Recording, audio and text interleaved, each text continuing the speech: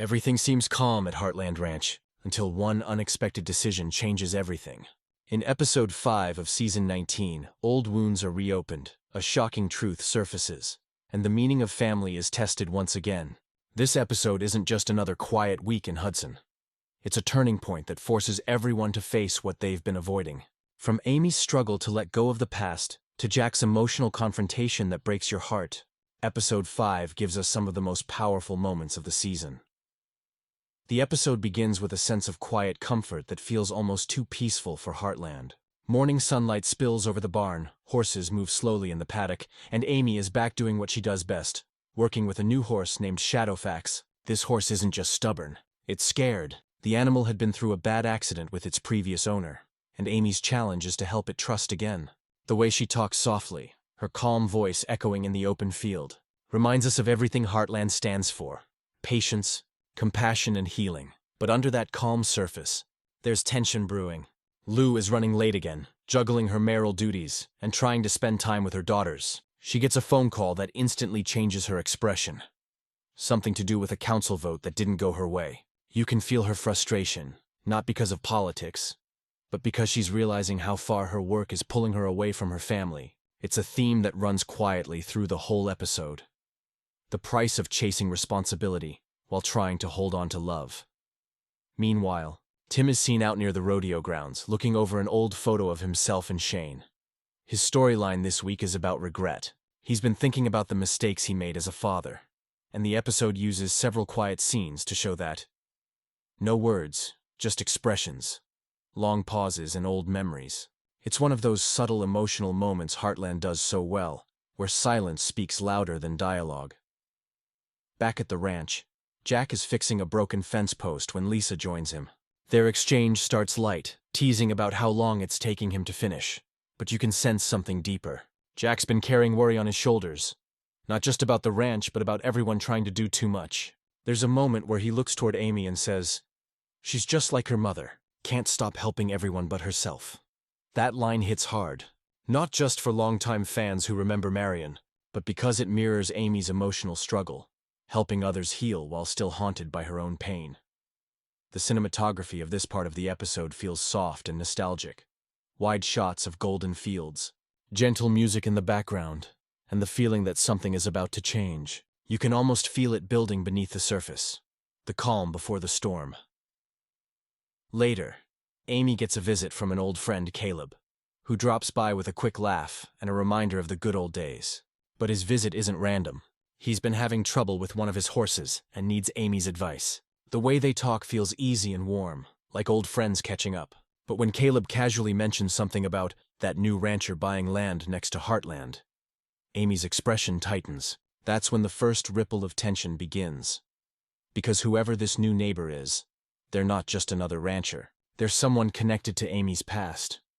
The episode doesn't reveal everything right away, but it plants the seeds of mystery. Quiet conversations, a look exchanged between Jack and Tim, and the kind of uneasy music that tells viewers something big is coming. Even Lou's storyline ties into this feeling of things falling out of place. She tries to have dinner with her daughters, but her phone keeps buzzing. Katie finally says, "Mom, can't you just turn it off for one night?" Lou smiles weakly and agrees, but the moment feels heavy. It's the writer's way of showing how distance doesn't always come from miles. Sometimes it's emotional, growing slowly between people who love each other but don't have time to connect. As the sun sets over the ranch, the episode closes its first act with Amy standing beside Shadowfax, whispering softly as the horse finally lets her touch its muzzle for the first time. The music swells, her eyes glisten, and you can tell this isn't just about a horse learning to trust again. It's about Amy, too, trusting herself, trusting that even after loss and change, there's still healing left to be found. The screen fades to black with a soft, emotional piano cue. And that's when you realize, Episode 5 isn't just setting up another week of ranch life, it's setting up a test for every character's heart. The peaceful rhythm of the ranch doesn't last long. The next morning, clouds gather over Hudson, not just in the sky, but in everyone's lives. Amy wakes up early to check on Shadowfax, but something feels off. The horse that once stood quietly in its stall is restless, pacing, and throwing its head like it's caught between fear and anger. When Amy steps closer, she sees the cause, a small cut on the horse's leg. Not serious, but enough to make it panic. As she tries to calm it, her voice trembles. It's not just the horse's fear she's soothing. It's her own reflection she's facing. The camera lingers on her face for a few seconds, eyes filled with both strength and sadness, reminding viewers that she's still healing too. Meanwhile, at Maggie's diner, Lou sits across from Rick, her political advisor. Their conversation starts light, but soon turns sharp. The council vote she lost wasn't just about policy. It was about trust. Some of the townspeople are starting to think she's forgotten her roots, that she's become too busy for the small-town charm that made her beloved in the first place. Rick tries to calm her, saying, "It's just politics, Lou. People forget easily." But Lou doesn't want to forget. Deep down, she's afraid of becoming the kind of leader who stops listening. It's a quiet but powerful moment that mirrors what's happening with everyone in the episode. People losing touch with what truly matters. Back at the ranch, Jack and Tim are having one of their classic disagreements. It starts as a debate over feed costs, but quickly turns into something deeper, a clash of pride and guilt. Jack accuses Tim of rushing into new rodeo deals without thinking about the family, while Tim fires back that Jack's too stuck in the past to see the future. The argument escalates until Lisa steps in, her voice calm but firm, saying, "You both care about this family. You just show it in different ways." The silence that follows feels heavy. Jack turns away, muttering that maybe some things can't be fixed with words. It's a moment that echoes throughout the episode. Broken communication, even among people who love each other deeply. Later, Amy visits Caleb's ranch to check on the horse he mentioned earlier. That's when she finally meets the new neighbor, a man named Evan Hall, a former rodeo rider who's returned to Hudson after years away. His presence is quiet but intense. The camera introduces him slowly, boots first, then his worn hat, and finally his eyes. There's something familiar in them, something that makes Amy freeze for a second. She remembers seeing him years ago at a rodeo event with Ty. The memory flashes across her face like lightning, and for a moment, she can't speak. Evan recognizes her too, offering a small, uneasy smile. Their conversation is polite but layered with history. A shared silence that says more than words ever could. Evan's horse, Blaze, mirrors its owner, strong but scarred. It's limping slightly, and Amy kneels down to examine its leg. As she works, Evan opens up about why he's back. He says he's done running, that he wants to start over. Amy listens, but her eyes flicker with conflict. She's been trying to move on too. Yet here's someone from her past doing the same, reminding her of what she's lost and what she's still searching for. This scene becomes the emotional center of the episode. Two people standing in the same place, both trying to heal different kinds of pain. Meanwhile, Lou returns home to find Katie sitting alone in the barn, brushing Spartan. The teenager's face is quiet, but her eyes are filled with disappointment. Lou tries to talk to her, but Katie keeps brushing the horse, saying softly, "You're always somewhere else, Mom." It's not said with anger. It's said with sadness. That's when Lou finally realizes how much distance her work has created. She kneels beside her daughter, apologizing and promising to do better. The scene feels raw and real. No dramatic music, just the sound of horses breathing and the wind rustling through the open doors. As night falls, Amy returns home exhausted. Shadowfax stands calm now, almost sensing her emotional weight. She strokes the horse's mane and whispers, "We're both learning to trust again, huh?" The line may seem simple, but it carries the emotional theme of the episode. Healing doesn't happen all at once. It comes in small, quiet victories. In the final moments of this section, Jack walks out to the porch and looks toward the distant hills.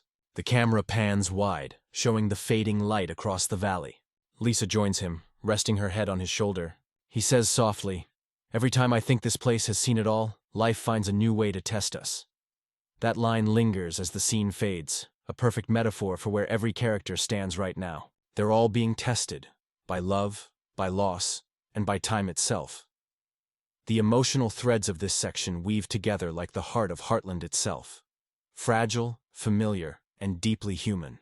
Every character is facing something unseen, and the beauty of Episode 5 lies not in what happens, but in what it means. Beneath the simple, by the time the third act begins, the gentle calm of Heartland has completely disappeared.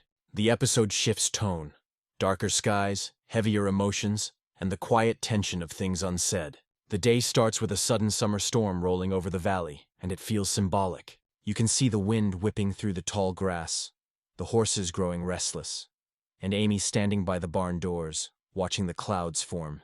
It's as if the weather itself is echoing what's about to happen. Chaos and clarity, both coming at once. Inside the barn, Amy's working with Shadowfax again. The horse is calmer than before, responding better to her guidance, but there's still hesitation. As thunder rumbles, Shadowfax bolts suddenly, snapping the rope and knocking over a few buckets. Amy reacts quickly, trying to calm it, but she loses her footing and falls hard against the hay. The scene cuts sharply, the music dropping to silence. Then, through the sound of rain hitting the roof, we hear a voice, Evan's. He rushes in, helping her up, and for a brief moment, their eyes meet again, both startled by the closeness. This moment isn't about romance, it's about recognition. Two people, both scarred in their own way, realizing that healing is not something you do alone. Amy whispers, "You can't control fear. You can only face it." And just like that, the horse begins to calm, mirroring her words. It's one of those quietly powerful Heartland scenes that remind viewers why this series still feels real after 19 seasons. The lessons are simple, but deeply human. Meanwhile, at Lou's house, things come to a breaking point. Katie has gone quiet again, shutting herself in her room after another canceled family night. Lou, torn between guilt and exhaustion, finally snaps at herself more than anyone else. She walks out into the storm, standing under the rain, as if trying to wash away the weight she's been carrying. When Rick calls, she doesn't answer. She just looks up at the sky, tears mixing with rain, whispering, "I don't even know who I'm doing this for anymore." The camera lingers. No dialogue, just emotion. It's one of those moments when Lou finally stops running, and for once, she just breathes. At the same time, Jack and Tim's storyline reaches its emotional high point. Tim drives out to Jack's old pasture to check on a fence line, but what he really wants is to make peace. Jack finds him there, hammer in hand, pretending to work. What follows is one of the rawest conversations between the two men in seasons. Tim admits that he's tired of fighting, that he's been angry because he doesn't know how to be better. Jack stands in silence, the rain dripping from his hat brim, before saying quietly, "You don't have to be better. Tim, you just have to be here." It's not forgiveness, not yet, but it's a start. The storm begins to clear as Amy finishes tending to Shadowfax. The horse finally lets her lead it out into the open paddock, walking beside her calmly for the first time. The light shifts, golden rays cutting through dark clouds, a visual symbol of peace returning. Evan watches from a distance, his expression unreadable, before turning away toward his truck. Amy calls out, "Hey, you forgot your hat!" But he doesn't stop.